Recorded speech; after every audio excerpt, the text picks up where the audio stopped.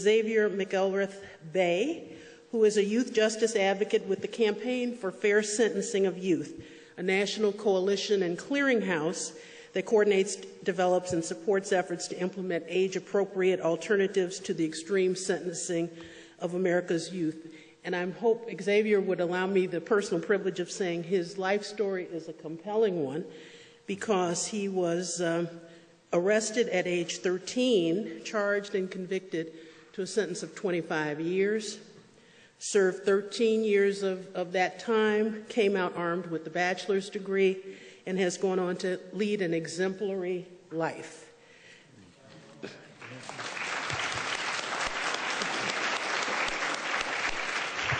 I'm very honored to be on this panel. It's funny, I look out into the audience and I see people who actually played an important role in a lot of the transformations in my life. And, you know, it's overwhelming, you know, because it reminds me of places I had been in my life. And more specifically, Elena, who's out, who's sitting out, who's once, you know, sitting up here, she played an important role for me, especially in teaching me. She was actually my practical, my internship supervisor at the University of Chicago when I was graduating from Roosevelt.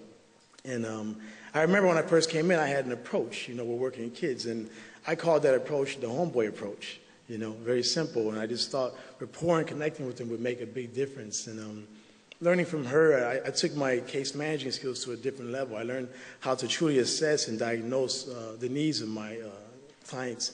And not only that, but also be able to link them with important services. So I'm forever thankful to her for helping me develop in that way. And also Robert Spicer and Cheryl Graves, who actually taught me in the process of peacemaking circles and restorative justice. And so for me, it's truly an honor to be out here, to be up here and also to share with you. You shared some of my story, but I think that what is often unspoken is strange enough what I heard here today. I feel like Betsy gets it, you know, she understands the challenges that truly exist in the courtroom for our children. But of course it begins prior to that experience. I grew up in the backyards neighborhood. We talk about, you know, childhood traumas, and when I think about the youth that I've worked with in the past 12 years, for the most part, most of my positions were designed to help keep children out of the criminal justice system, but I noticed that even that in of itself was a bit challenging. I mean, it wasn't just because our youth were inclined towards aggressive and negative behavior, but because in some ways I kind of felt like things were stacked up against them already. And it sort of made me reflect upon my life. And prior to my job with the Campaign for Fair Sentencing of Youth, I took on a position as a clinical field interviewer with Northwestern University. And I went out into the community in different parts of the city, Austin, Inglewood, Back of the Yards, Maywood. I had been all over the city, and even out in the outskirts, neighboring states, of kids who were once in a juvenile detention facility here at 1100 South Hamilton. And I came to find there was a lot of commonality there. There was a sort of, you know, a common theme. Strange enough, at the beginning of each clinical interview, I would do a timeline. In that timeline, we would first try to identify early traumatic childhood experiences. We would ask them very, you know, clearly, you know, what were some things that stood out for you? And oftentimes, you know, by the time they got to the age 9 within that timeline, they had already identified 2 or 3 early traumatic childhood experiences. And it made me reflect upon my life as well. My early, looking back, you know, upon my youth, I mean, honestly, I never first of all, I never wanted to make an excuse for my actions. But looking back, I do recognize that there were certain things that were sort of set up, you know, that really made me go down a certain path in life. First of all, I grew up in a household that had a lot of abuse and a lot of neglect. And I think that had a lot to do also with poverty. The stresses, and we don't talk about that often. You know, I rarely hear people talk about poverty as a risk factor, but it really is. You know, there's no coincidence the majority of the kids that are coming into the juvenile detention facilities here in other states, you know, across our country, are coming from mostly poor and disinvested communities. And of course, that is one of the reasons why there are disproportionately African American Latinos youth being impacted.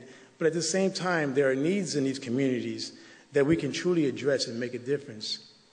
So for me, growing up in the backyards neighborhood, I remember 2 programs that existed. There was the center on the corner at 51st and Ada, and there was Sherman Park. And I remember these two centers used to be overflowing. We used to stand in line.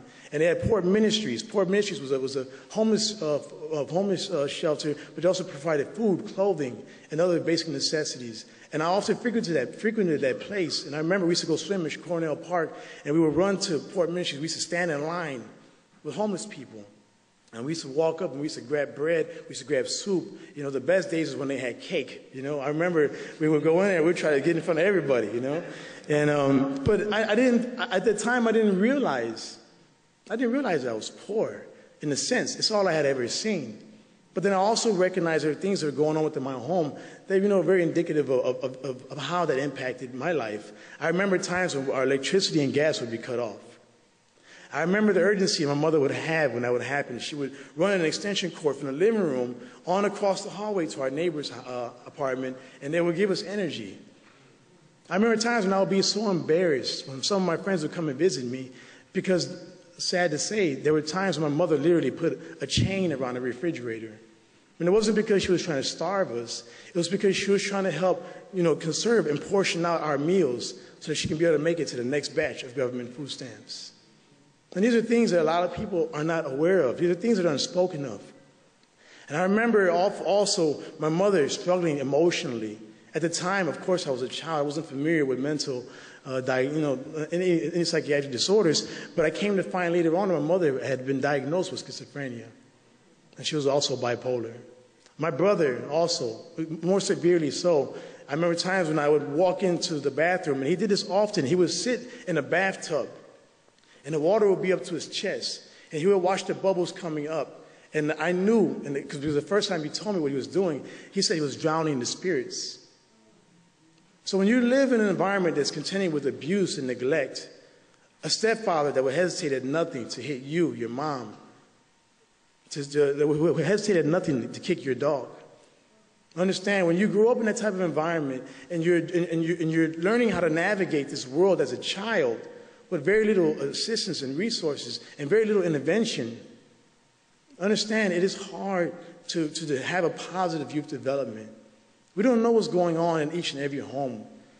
In fact, I can bear witness some homes have very stable and loving families, even within some of the most poorest and disinvested communities.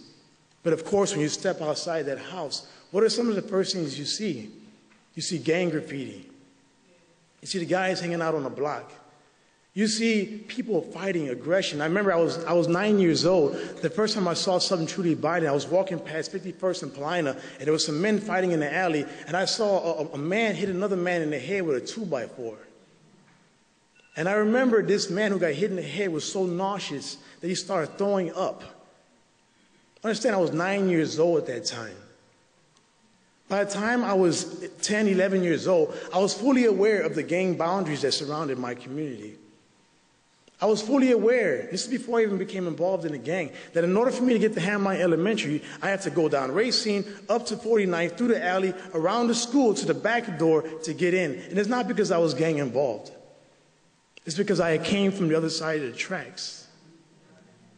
So understand, our children are faced with such adversity and challenges, and we often look to them as if they are, once upon a time, as they were labeled, super predators. As if they have no heart. They were described as godless monsters, children. And I was locked up at that time and era. The sad reality is, on the surface, if you did not look into the needs of the youth, it's so much easier to have that scapegoat, to say it's truly their fault. That these kids don't have a heart, that they're incorrigible. I remember that word was used in the courtroom when I was present, and I didn't even know what that meant. I remember times when I would walk into, and understand, by the time I was 13 years old, I had 19 arrests and 7 convictions. And the very first arrest, I have to say, was because I was poor. The first time I got locked up, I was 9 years old. It's because I went into a grocery store, and I could not resist that candy bar. You know what I mean? Like, I didn't have the money, but I could not resist that candy bar. And so I tried to steal that candy bar, and I got caught. I had tried to shove it up my sleeve. Twice more, I got arrested within months, and that was for trying to take quarters from the parking meter so I can go buy the candy bar. You know, I knew I needed money to get the candy bar. Strange enough, for me, those experiences, I imagine would have been ideal For someone to look into my household, to look into my situation, to really try to assess and recognize the needs that were existing, not just within my own self, but within my family. These were such ideal opportunities. I was not gang involved at that time. But then there was a time when a friend who was a little bit older than me had approached me and said, let's go to 51st and Ada. And when he said that, I didn't know what that meant. And growing up in the back of the yards, being aware of these gang territories, you often try to avoid, being around danger. You know where there's a lot of violence, even as a child. But when I went to that block, I noticed something. I noticed that there was a lot of love and camaraderie. It wasn't just what we hear on the news, the violence and the drugs and the crime. There was a lot of love. And for me, that was so enticing. And why is that? Because the gang was far more advanced than any social institution within my reach in terms of satisfying some of the most basic and fundamental human needs that I had as a child. And that is a very powerful statement because in reality, I see that every single day on what these kids are going through. I remember I would get locked up on countless occasions, and the judge would give me a week or two in an audio home. And the sense of consequences weren't truly even developed for me at that time. I felt like that was a normal part of my life. That wasn't a consequence. That was a part of my life. And I remember I used to lay in my cell, and first of all, I used to pick the bed up against the wall, stand on top of the bed frame, look out the window, and try to bang for the attention of the people who were walking by. Strange enough, nobody ever heard me. I was like, doom, doom, doom, hey, trying to get some attention. But there were times when I would lay back, and I was just more so focused upon getting back to my neighborhood. And I used to put the radio next to my ear, and I used to close my eyes, and I used to listen to the music that I would listen to when I was in my neighborhood, and I would literally fantasize about being back on my block again. And it's not because I had any ill intentions. It's not because I ever wished to harm anyone. It was more so because I felt like at that time in my life that they were the only ones who truly cared. I was a child. We talk about the development of a child's brain and how a child's brain is very much different from adults. The truth of the matter, this is something that most parents are aware of, that early on the prefrontal cortex is not fully developed. And what do we know about the prefrontal cortex? That it involves the weighing of consequences. It involves impulse control. And because that's not fully developed as an adolescent, we are more inclined towards the sort of developmentally primitive parts of the brain, which are the amygdala. And unfortunately, that is more given to the emotional context of a situation, meaning that if I'm in a situation where I have to make a decision as a child, I am physically inclined, it's already scripted in my brain to act based upon the emotional context of a situation. So if I feel peer pressure, if I feel my friends want me to do this, and they are my primary group, and we know this, that when you're a child, that your primary group are your youth, you are going to do what you think is expected of you in regards to their expectations. And it's really just a feedback system. You take those same children, you separate them, you take them on an individual conversation, you come to discover that, in fact, they have good hearts.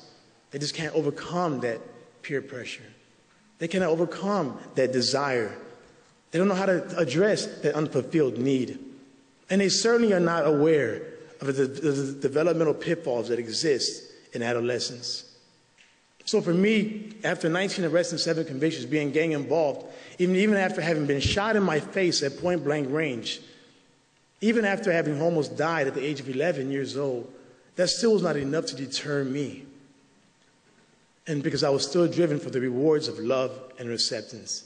But by the time I was 13, standing in front of a judge, and they had to make a decision of whether or not to charge me as an adult, much like we've been talking about here today, I was not old enough to be automatically transferred.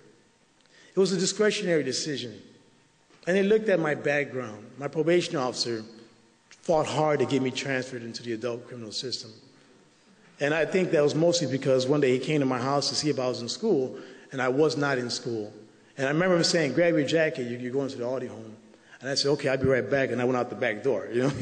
He was mad about that. So he held that against me, and he looked at me and said, you know what, you're going to the adult criminal justice system. And at that time, unfortunately, I didn't really understand what that meant.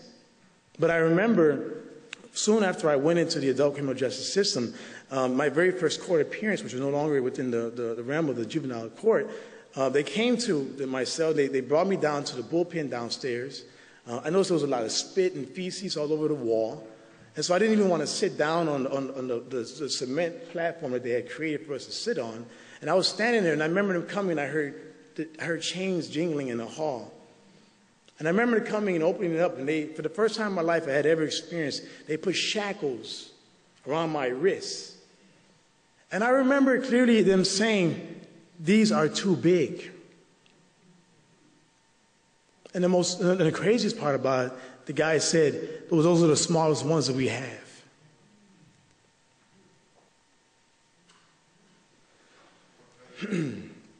So when I went into the adult court, I remember they had separate bullpens. They had some for the adults and some for the youth, for the kids.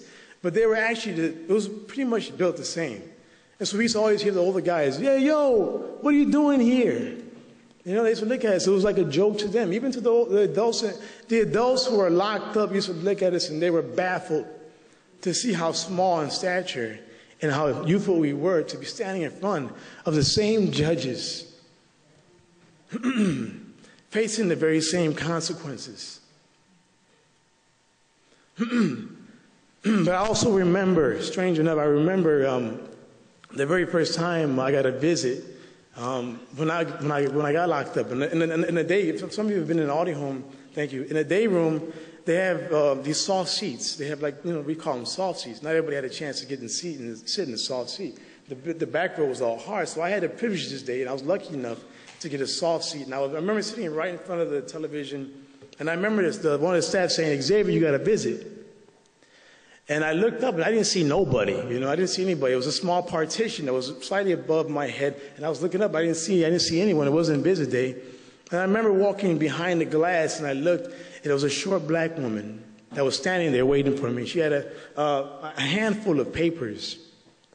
And I remember walking up, and when I went to the front foyer, you know, usually when we have a visitor, we'll sit in the main side. But you know, they had asked that we sit more towards the back room. Thank you. More towards the back is obviously was intended to be a very personal conversation, a very private conversation. Little did I know, it was my public defender. And I remember when I first spoke with her, it wasn't nothing like what I had experienced with my previous public defender, who was more so concerned at that time with the details of the case. Don't get me wrong, she asked about the details of the case and gave me a sense of what would be happening from this point forward, but she was asking questions about my life. She was trying to understand what led me there. How did I get there? She asked me very personal questions about where I grew up. Do I have family support? Do I have people who are there for me? And I remember I used to stand in the courtroom, and there were times when I felt like, you know, I don't know, what is this little woman going to do for me? You know, like, you know, these people are, first of all, you know, I was in a courtroom, and the judge was sitting so high, and I used to always remember looking up right at him. And I remember we used to be there, and they would be talking in a language I did not understand. And they would say these things, and I remember it was like a routine. I would listen to my public defender, I would listen to the state's attorney speak, and then I would listen to the judge, and then I would go to my public defender and say, "What are you saying?" Because I didn't understand. I used to have to wait until I went into the bullpen to get a full understanding of what was happening. And I think this was common. You know, I remember we used to always go back to the bullpen and like, "Man, what happened?" Like, I don't know. We used to pace. We used to act like, "I don't know what's going on." But when it came, our public defenders would explain to us more clearly exactly what had taken place. And more often than not, it was just a continuance. But as time went by in my case, unfortunately, another youth who was who was also a co-defendant, who was 14 at the time.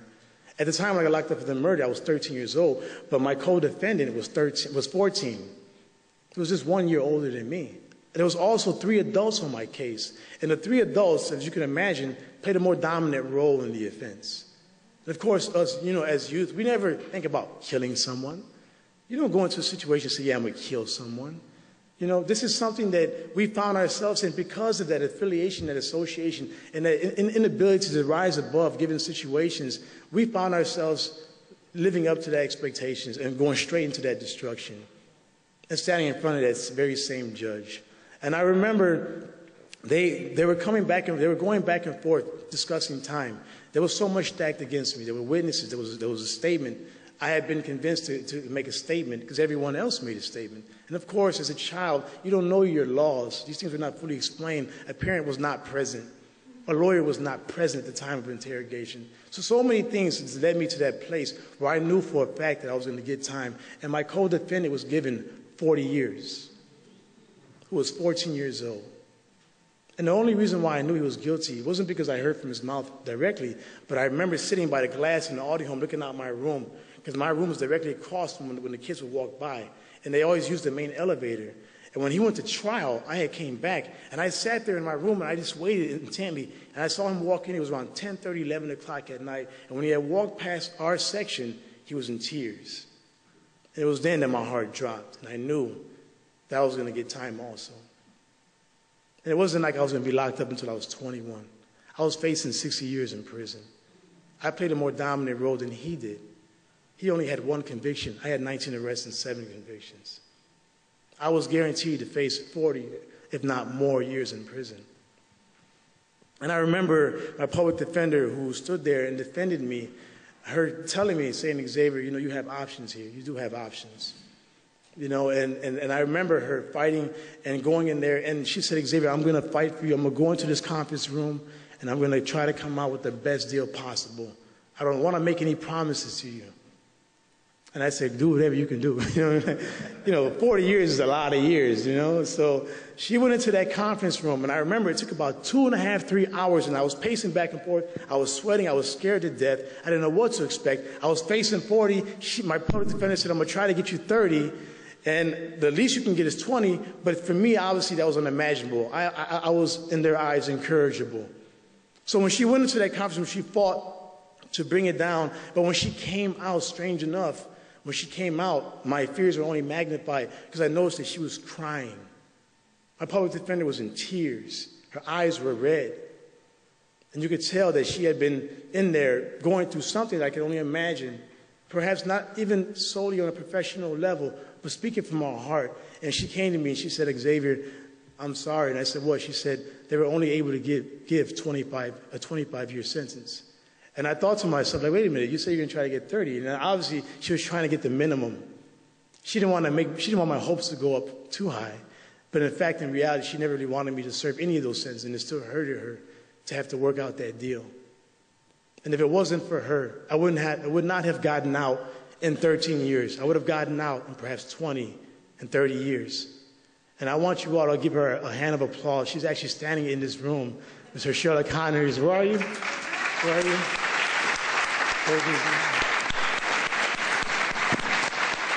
Well, she's probably hiding.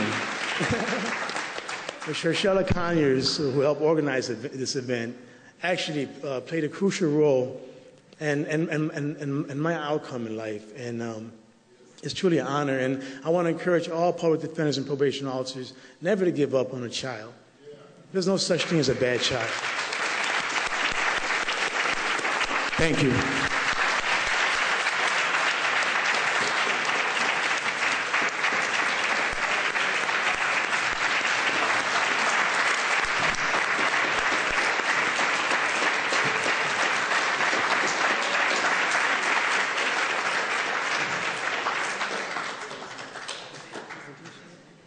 There she is, y'all. She's running. It's coming.